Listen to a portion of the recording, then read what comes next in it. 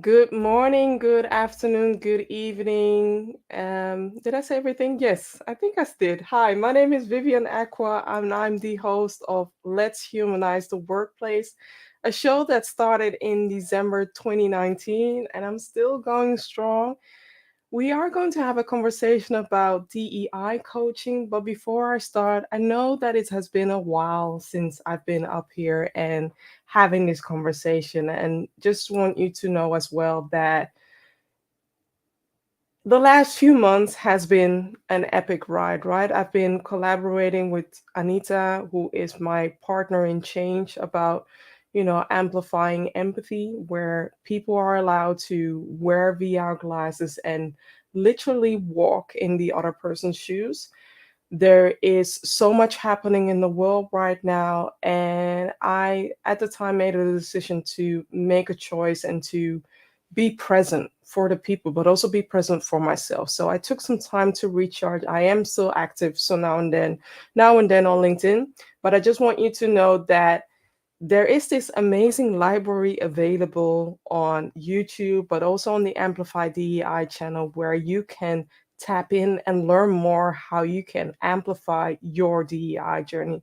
So today, I have two amazing guests, and I'm going to introduce them as well. But just wanted you to know that I am here. I am still advocating for diversity, equity, and inclusion. But knowing that I cannot do the work alone, I always tend to bring a guest because together we can. Together we can move the needle, and together we can change the injustice, the social injustice, to social justice, so that we can create more equity, more diversity, and more inclusion in the workplace as well. So, the first guest that I'm going to bring is Marjolijn and then Rachel. And give me a moment so that I can introduce them properly.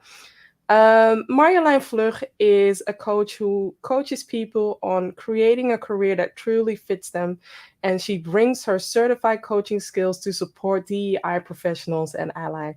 And Rachel Carrié, I'm hoping that I'm pronouncing your name right, and if not, please correct me, Rachel. Um, It's Carrié, Rachelle Carrié. Carrié. You see, Yes. Rachelle Carrié. You see what I did there? So for me, it's very important, and I hope that it's important for you as well. If you don't know the name, make sure that you pronounce it. If you don't know how to pronounce it, there are so many people that are not activating their LinkedIn name feature where you can help people to pronounce their name right. So Rachelle Carrier is the founder of Diversity Connects Us, and she helps teams with creating a more diverse, equitable workforce. Thank you both for being there. And Michael Groenewoud, he is my day one fan. So thank you, Michael, for being here and for being a supporter from day one as well. I really appreciate you. And what I wanted to pronounce the French way, yes, thank you. What I wanted to bring was Marjolein. I know that I've asked this question a couple of times the last few years because you have been a frequent guest on the show, but still, why do we need to humanize the workplace? Yeah, good question. And Yeah. before I dive in, I'm so happy to see you again on this platform. Mm-hmm. Good to good to have you back. Mm. um, why do we need to humanize the workplace? Well, there are so many things that people are saying, doing, shouting Mm-hmm. um, around their workplace and their ability to actually do the work that organizations want them to do. We're all sort of getting stuck like a screw that's a nut that's in a bolt that's going the wrong way, and you're just getting completely stuck. We need to humanize the workplace to be able to continue doing the work that we want done, because everyone's completely getting stuck otherwise. It's not working out. And that is by humanizing, by looking at who are these people, what do people need to be able to function, flourish. um, Getting that information is humanizing the workplace. Yeah. And I want to have a moment on the word flourish. Mm. because lately there is a lot of conversation about quiet quitting, right? Um, where people are not going the extra mile because they are not in an environment there that allows them to flourish, but also they are not being seen. And I was listening to Janice podcast. I'm forgetting so much, but she is an amazing DEI consultant, and I'll make sure that I'll share Janice her podcast as well. But she spoke up about not receiving the pay that she would normally get, right? So her counterparts were receiving $30,000 more, and all these times she was doing the extra mile. She was going the extra mile.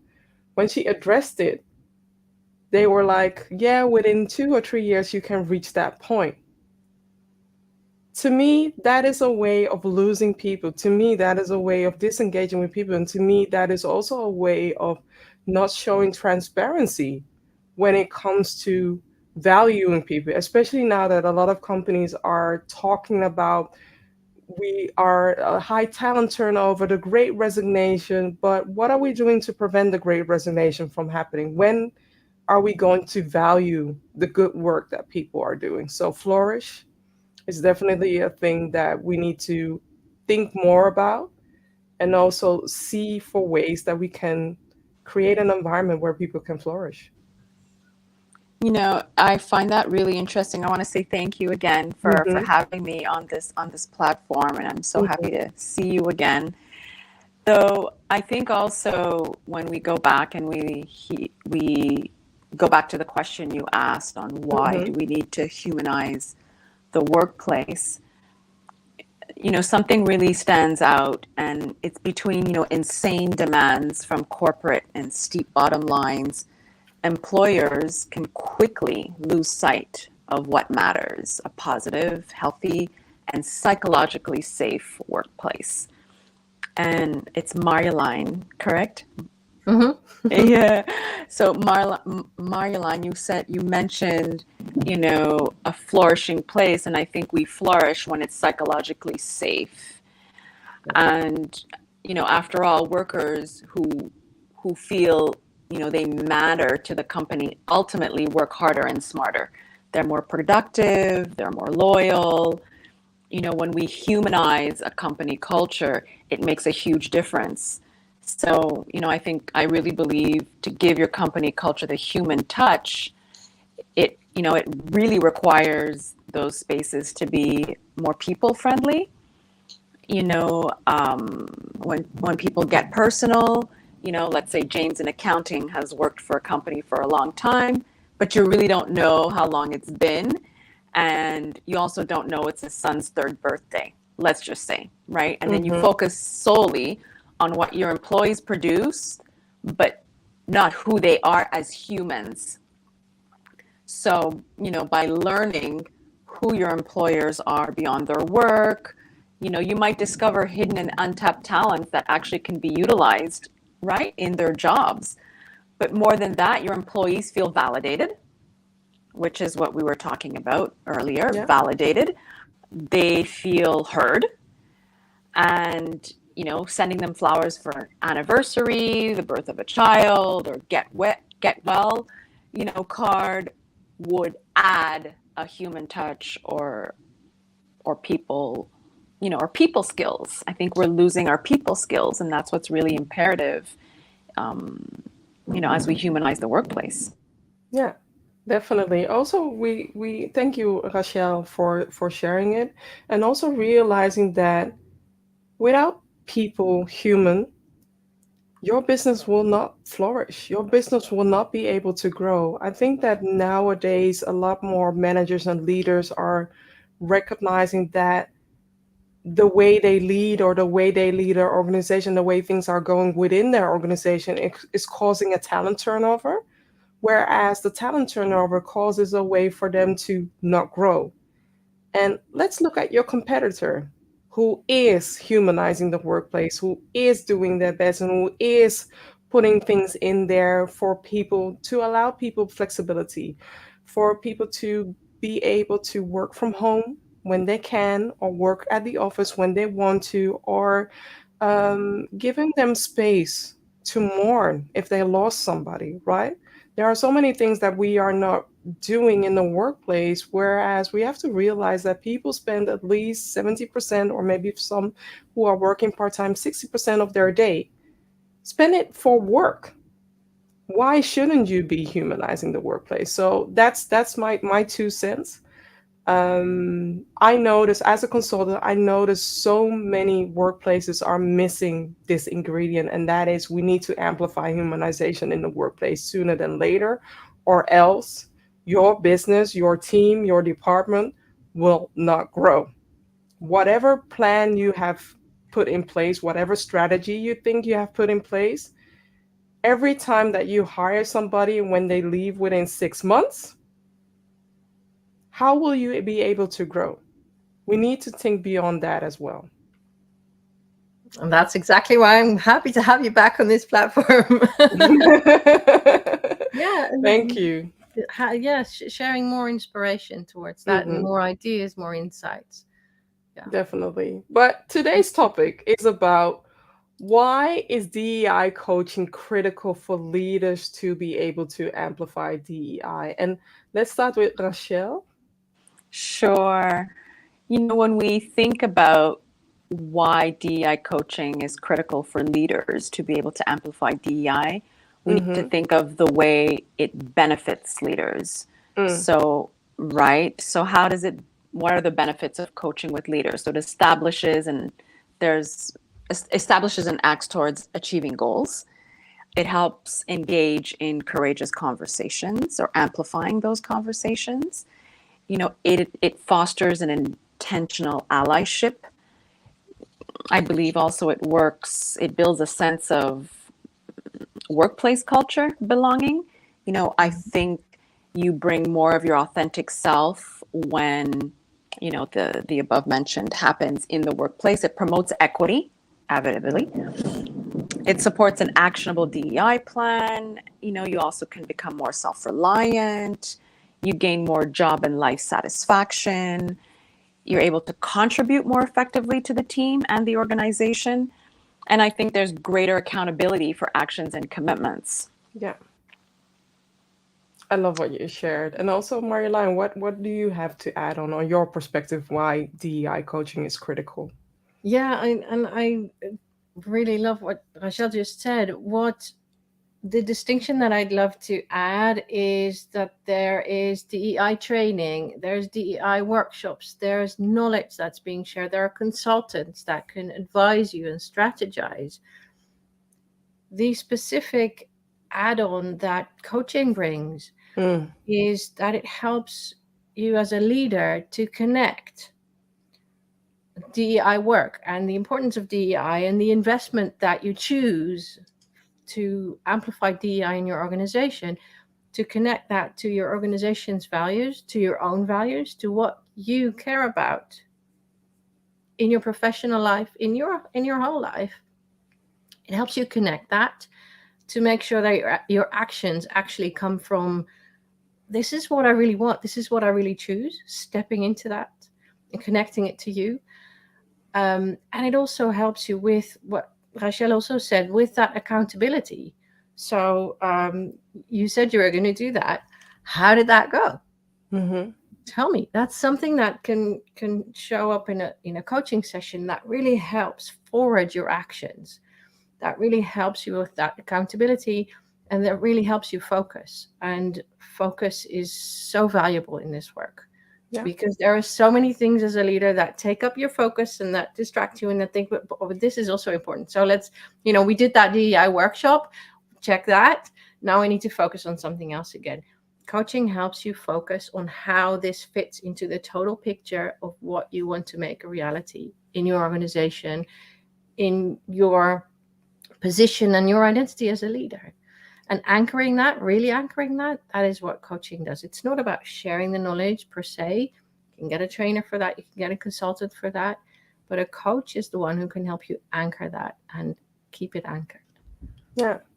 And what both you ladies have valuable add. What I want to add on is the reason why I became a DEI coach has to do with I want to be able to understand where you're coming from. I want to be able to tap into your intrinsic motivation and be able to connect it, right? You're doing the work. I'm asking questions and I'm your mirror for the questions that you might have, but also the mirror for the answers that you might have. And I want to be able to support you in your DEI journey, right? A lot of the leaders who are active today and who really want to become inclusive leaders, they don't know where to start. Hmm.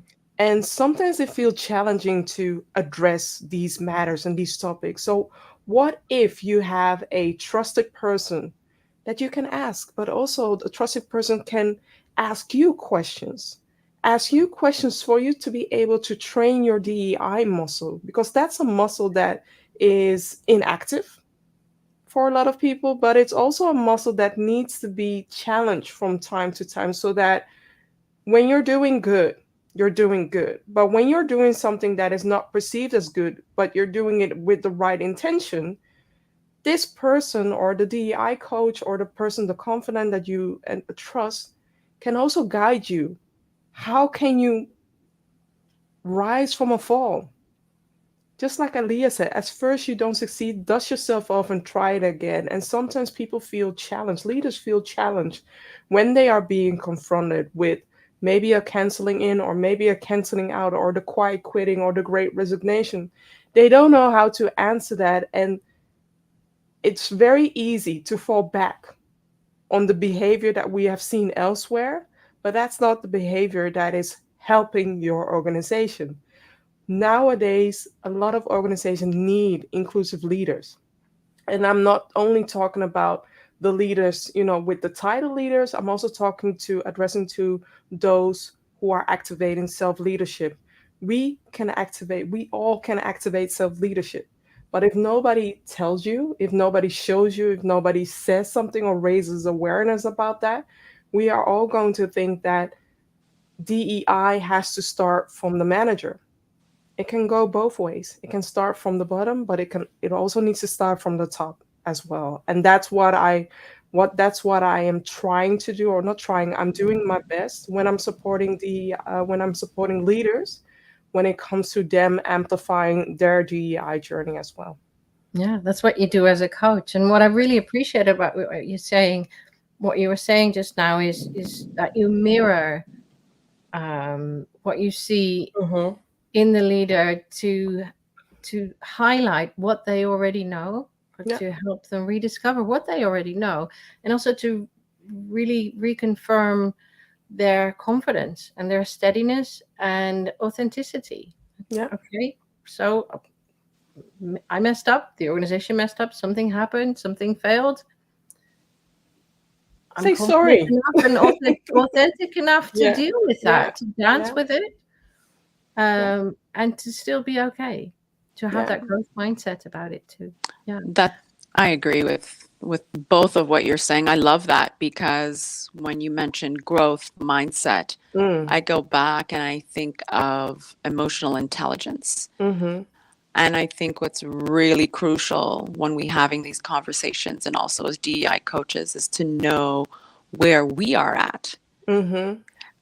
in order to meet others where they are at. And then if, right, so when we're working with regulating our own emotions and we're aware where we are, then we could better help the other person who's going through that emotion to be able to not react, but to be proactive in Mm-hmm. creating a bridge between that relationship. Because I think what happens also, or it's evident, when we're in the workplace, we do bring sometimes part of ourselves only because there's certain things that happen at home, or Mm-hmm. there's something that happened with the child, or the school called, or the principal called, and then you rush to go to work and you're bringing all that stress into work. And if you're not aware as a leader that you've had that challenging, let's say, morning,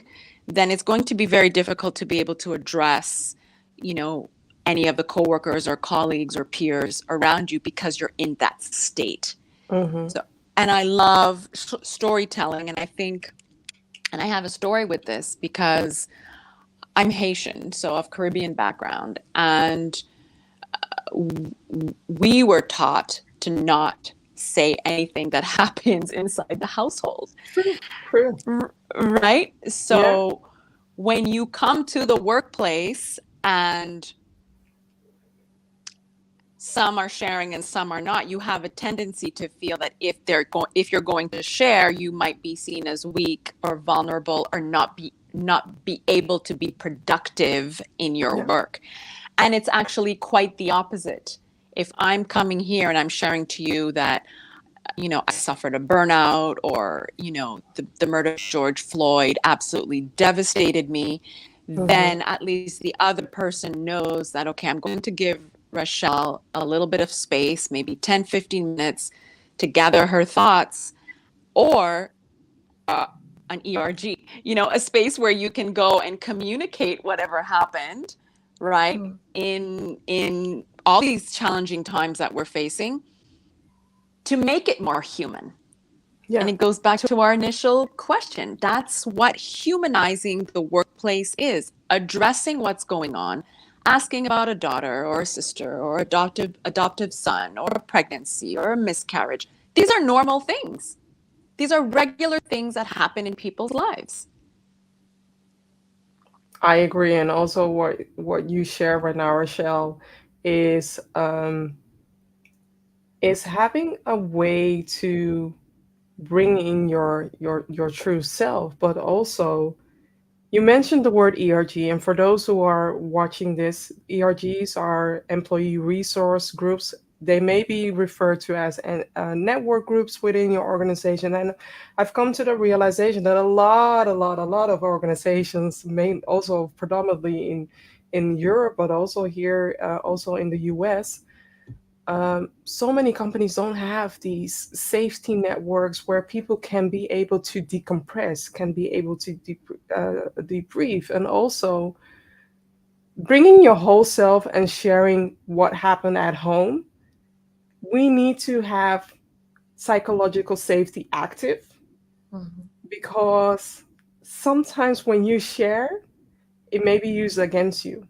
It may be used against you when you're doing your performance review. It may be used against you when you're going through a nasty process of walking away from an organization. And I can understand, and also from my personal experience, I can understand that when you share, some people are walking on eggshells because they don't know if they can trust the person, if they can trust the team, if they can trust the leaders. And that's why I do believe that leaders, when you break the ice, when it comes to trust, when it comes to authenticity, but also when it comes to providing that psychological safety that is missing in so many workplaces, that's when people are be able to open up. That's when you are able to connect. And this is something that you can practice. You can be challenged by your coach in a human, awesome way, but also be challenged in a way that your coach is asking for accountability.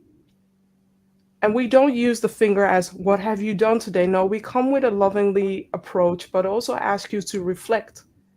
What have you learned? Yeah. What's going well? What's not going well? What can you learn from that? So each time we are challenging you to grow your muscle, but also to look back. Like I have an Adinkra symbol here. I Mhm. don't know if you see it, but it's a Ghanaian symbol, and it stands for Sankofa, which literally means in Ghanaian, it literally means go back and fetch. And the way that I use it is go back, look back, reflect, Mhm. and see what elements that you can use that are helpful for the present, but also for your future. Yeah. It's beautiful. I'm hearing you sort of color in Yeah. the picture, the image of what coaching brings, and it's remarkable to see that the self development that is um, in good coaching.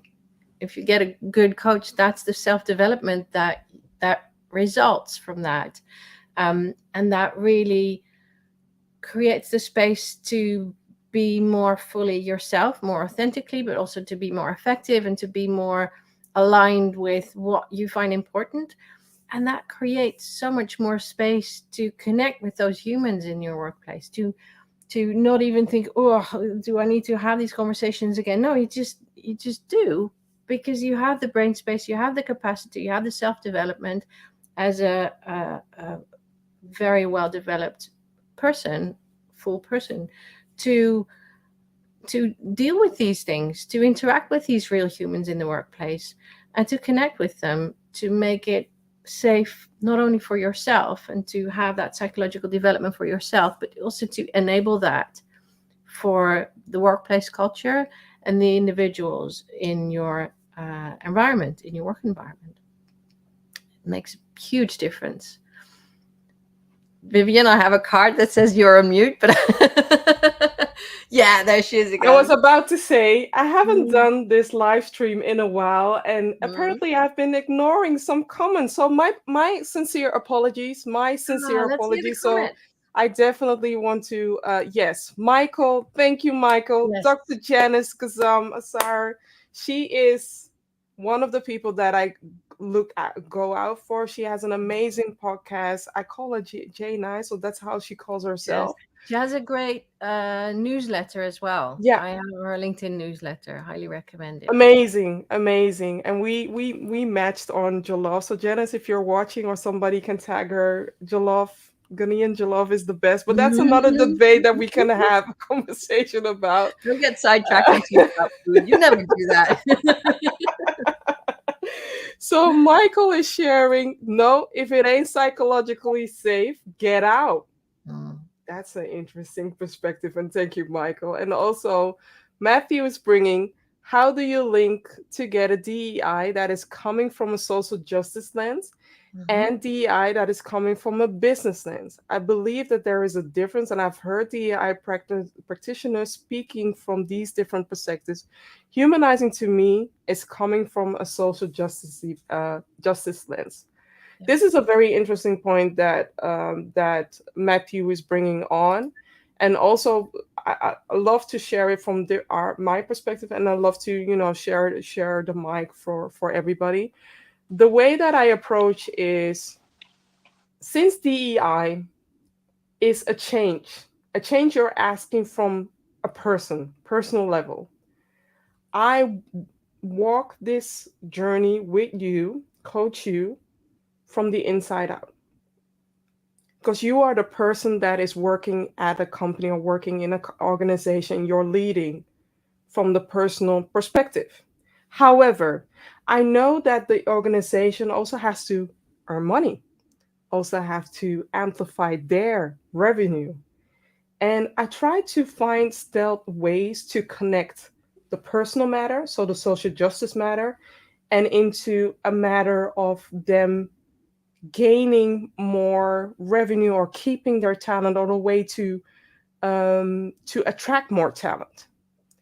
So what I'm trying to say is, there are stealth ways that you can approach, that you can use that to connect the heart and the mind.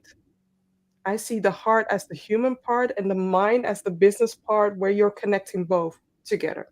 Yeah, and I'm hearing that's what you do in coaching sessions. So Vivian has an awesome card.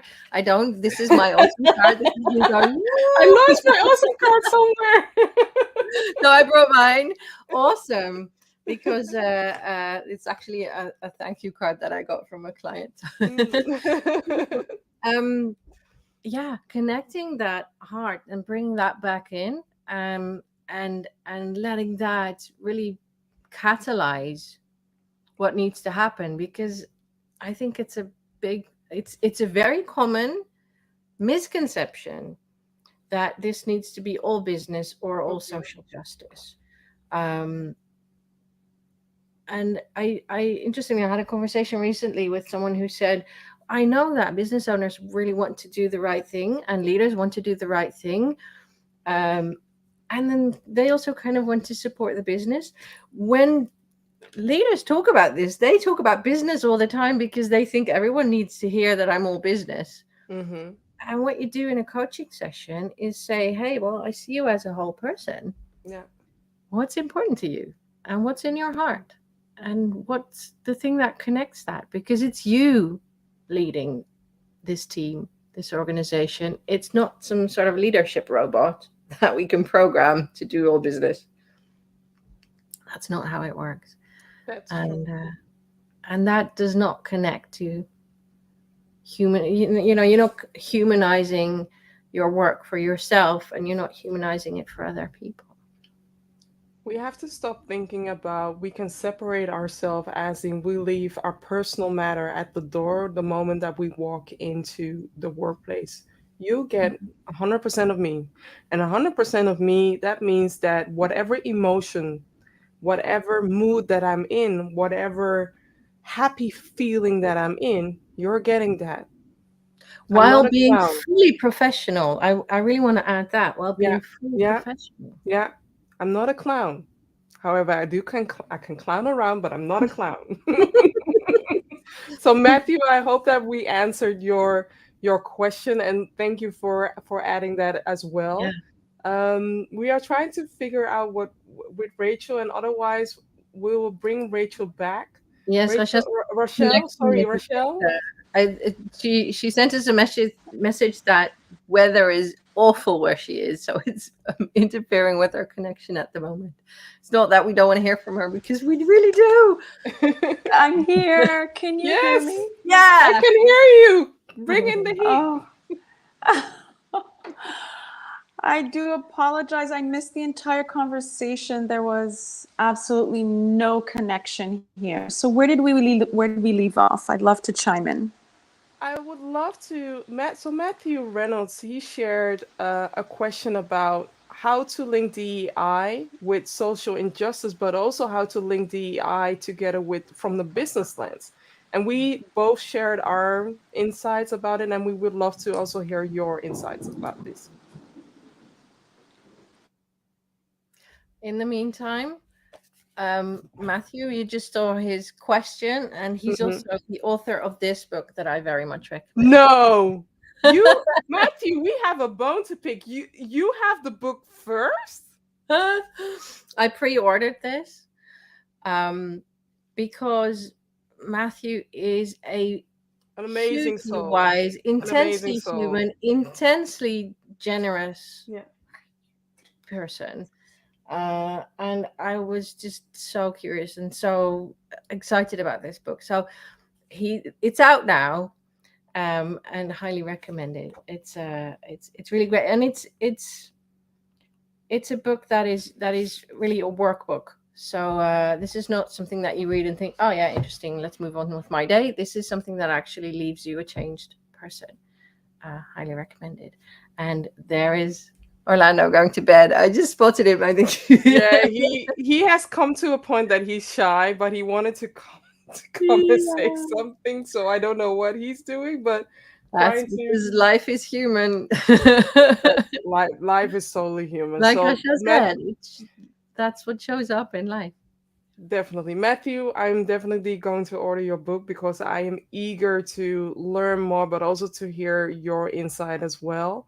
And Rachelle, Hi, can you hear me? Yeah. yes, I can hear you. Okay, I didn't hear the question. Mm-hmm. Michael, what did he mention about the No, DEI? so Matthew mentioned about Matthew. was talking about DEI from a social lens and DEI from a business lens. How do you combine both? Or do you? Because, Yeah. his question was also about humanizing the workplace. Is that more related to the social justice lens of DEI, or is that related to the business lens of DEI? And how does that fit in your perception, Rachel?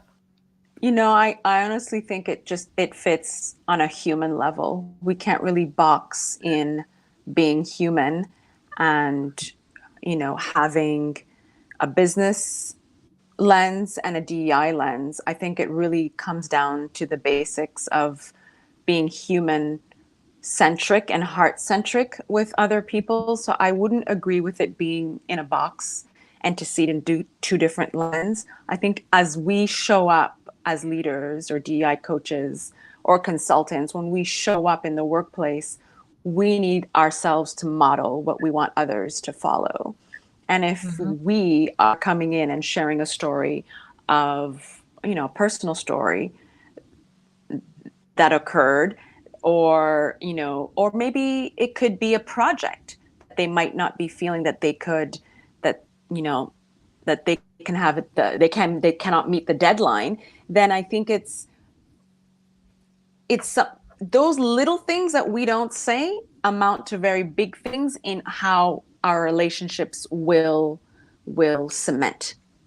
So I think if we as leaders come in and bring our authentic selves to the workplace by sharing our personal stories or asking a personal question, which is beneath the workplace. Like when I say beneath the workplace, when I say it's something that should come first and then the workplace, because when you're dealing with people on a day-to-day basis, you're dealing with their emotions, their feelings, and what it is that they're going through.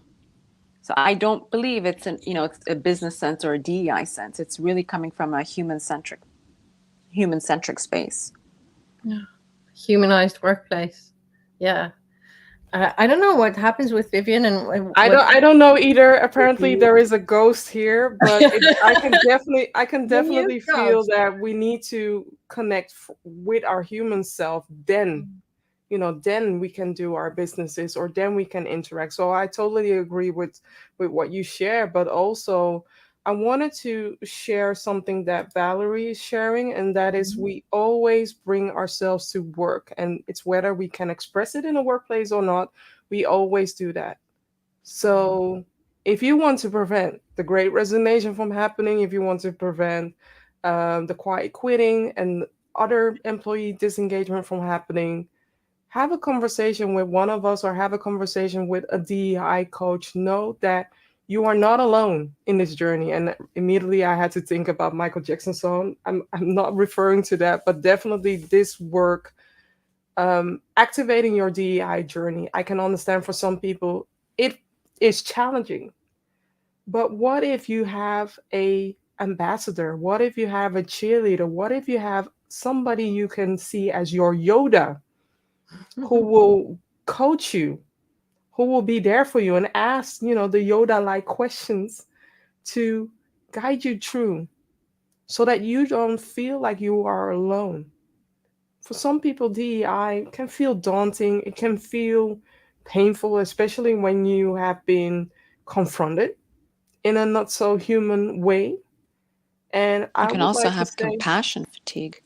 yeah, definitely, definitely, yeah. And the answer that I have is sometimes you need to take a step back and recharge when you have that. Yeah. I do also, I see so many comments here. So Matthew is saying soft skills are empowerment skills. Yes. I think soft skills should not be called soft skills anymore. They are so valuable for the workplace that we need it. And there's so much there that we need these skills, these empowerment skills. I'll use that from now on. Empowerment skills to connect with people, but also create a way to engage. Michael is sharing break the ice, but you won't break my soul. Yes, listen to Queen Bee, Queen Beyonce. And DEI and justice, and also Matthew sharing. Hi, Marissa. And Valerie is sharing. Agreed. DEI should not be different in different environments as well. I don't know who you are, but thank you for sharing this. Yeah, apparently LinkedIn is blocking you from blessing you from sharing your name. But I'll make sure to thank you later on. And everybody needs a definitely everybody. Where's my Yoda? Do you have a Yoda? Everybody needs a Yoda. Everybody needs a Yoda. Yes, created by Even Orlando. those eyes, just looking at those eyes makes me smile. That's adorable. So, ladies, we have almost come to the end, but I'll start with you, Rachelle. What do you want to walk away with from this conversation?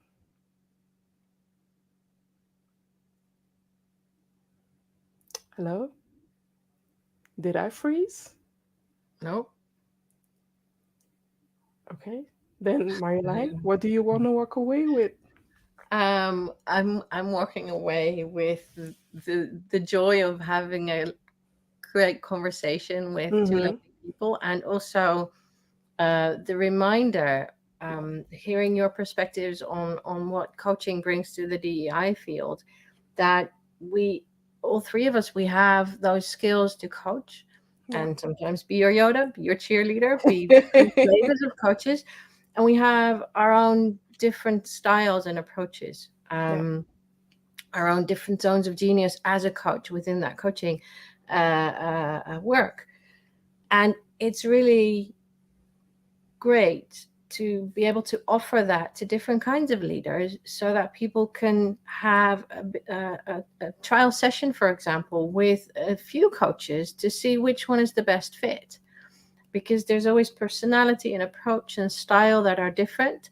And the coach that is the best fit for you will bring you that collaboration, that coaching relationship will bring you the furthest. Yeah. So seeing these differences between us is a great reminder of, wow, there's a palette of options available, and there's a coach for you out there that you really connect with, whether it's Vivian or me or Rachelle or other DEI coaches. Valerie is one of the commenters just now. She's a really good allyship coach as well. There's other people out there. Choose the one that brings you forward. Love that. Yeah, it's really, really helpful to have a coach in this journey. What do you have anything to add on, Rachelle?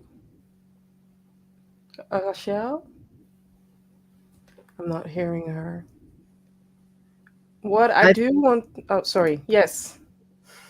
you definitely want to have her on for another episode when Yeah, when the I'll rain turns definitely bring cold, her because on because there's some she gems needs to from be her. honored as well. So what I wanted to share was Matthew is walking away feeling more connected to those who are truly leading from a place of humanity, and grateful to each of you for all you do. And thank you, Matthew, for everything that you do.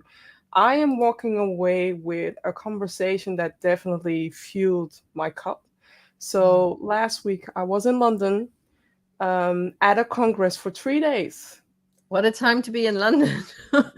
I was there. I witnessed the whole. Unfortunately, I wasn't there next to the Queen, but I was there witnessing the tragedy when it happened in London, and it was a lot. But also, what I wanted to say was pre pandemic, I could easily do a congress, 3 days, a whole week. Post pandemic, I need to be more mindful of myself. And having this conversation definitely fueled my cup, but also fueled my, yeah, I mean, I love to have this conversation. I don't see us as competitors. I see us as sisters, and I see us adding value from a different angle. Mhm. Every person, every coach that has DEI in their toolkit can do that for you. I do, however, want to say that sometimes you need to be challenged by a coach that has a different perspective than what you are connected to or what you are accustomed to, so that you can understand the voice of the underrepresented, can understand the other, can better understand how it is to be the othered and how it is to be othered. That's what I want to share from this conversation. So And thank you all. honestly, we need more coaches from underrepresented groups, coaches of Definitely. color, Yeah. coaches. And there's a group called Coaching for Everyone that Mm-hmm. subsidizes coach Yeah. training Yeah. for people who have a more difficult access to that coach training, to be that coach, to bring that to the field, to actually get that great Yeah. training to be a solid, proper, really Yeah. good coach. So anyone out there who's interested in supporting that organization, Coaching for Everyone is You the name. took away my line. I was I'm about sorry, to I say didn't know. We're so in sync tonight. that. No, she didn't do Awesome. anything, but Coaching for Everyone is the institution that allowed me to become a coach, and I'm still learning more and more about this journey. But also for me, when I started this journey, it was about creating that understanding. It was about setting myself up for success, but also the person that I'm coaching, setting themselves up for their own definition of success. What do they want out of it? What is it that they want to amplify, and how do they want to be perceived so that people can learn to understand where they are coming from? I do believe that everybody has their own anchor, their own intrinsic motivation. And we as coaches, we need to support our clients and be able to find that so that they can anchor it and they can share things from a authentic perspective. Yeah. Well said. I'm definitely going to make sure that that our guest is going to come back, because I do feel like she did not get the stage that she deserved. Unfortunately, the weather circumstances in where she's living is not ideal. That isn't allowing her internet access, but I will That bring means her you're back. gonna make a sequel happen. I'll bring her back. I'll bring her back. So thank you again for everybody who showed up, who's listening to this episode. And no, yes, Michael, we know. It's Mhm. Michael is always dropping a beat. Thank you, Michael, for bringing that, because I truly feel loved and feel blessed, and it has been an amazing ride. So thank you all for joining, and until next time, let's humanize the workplace, everybody. Bye.